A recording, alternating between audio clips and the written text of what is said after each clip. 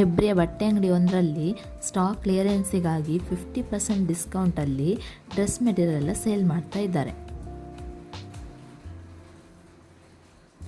ಅದಕ್ಕೋಸ್ಕರ ನಾವು ಅಂಗಡಿಗೆ ಹೋಗಿ ಬರುವ ಅಂತ ಹೇಳಿ ಪೇಟೆಗೆ ಹೋಗಿದ್ವಿ. ಗ್ರೌಂಡ್ ಫ್ಲೋರ್ ಸ್ವಲ್ಪ ನೋಡಲಿಕ್ಕೆ ನೀಟಾಗಿ ಇತ್ತು. ಗ್ರೌಂಡ್ ಫ್ಲೋರಲ್ಲಿ ಸ್ಯಾರಿ ಸೆಕ್ಷನ್ ಮತ್ತು ಬೆಡ್ ಕವರ್ಸ್, ಪಿಲ್ಲೋ ಕವರ್ಸ್ ಎಲ್ಲ ಇತ್ತು. ಸೆಕೆಂಡ್ ಆ್ಯಂಡ್ ಥರ್ಡ್ ಫ್ಲೋರಲ್ಲಿ ಲೇಡೀಸ್ ಡ್ರೆಸ್ ಮೆಟೀರಿಯಲ್ ಹಾಗೆಯೇ ಜೆಂಟ್ಸ್ ಡ್ರೆಸ್ ಮೆಟೀರಿಯಲ್ಸ್ ಇತ್ತು.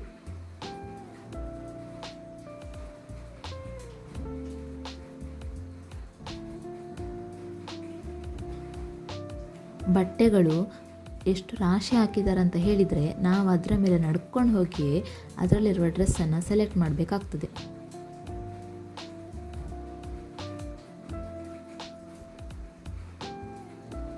ರಾಶಿ ನೋಡಿದ್ರೇ ಬಟ್ಟೆಗಳು ಬೇಡ ಅಂತ ಅನಿಸ್ತದೆ, ಆ ಥರ ಇತ್ತು.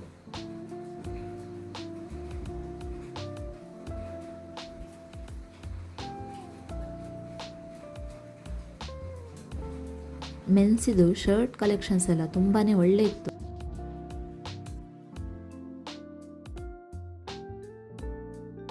ನಾವು ಜಸ್ಟ್ ಶರ್ಟ್ ಮಾತ್ರ ಪರ್ಚೇಸ್ ಮಾಡಿಕೊಂಡು ಪೇಟೆಗೆ ಹೋದ್ವಿ. ಪೇಟೆಯಲ್ಲಿ ಹೋಗಿ ಶೇವ್ ಪುರಿ ಹಾಗೆ ಮಸಾಲೆ ಪುರಿ ತಿಂದು ಮನೆಗೆ ಹೋಗುವ ಅಂತ ಹೇಳಿ ಬಸ್ ಹತ್ತಿದ್ವಿ.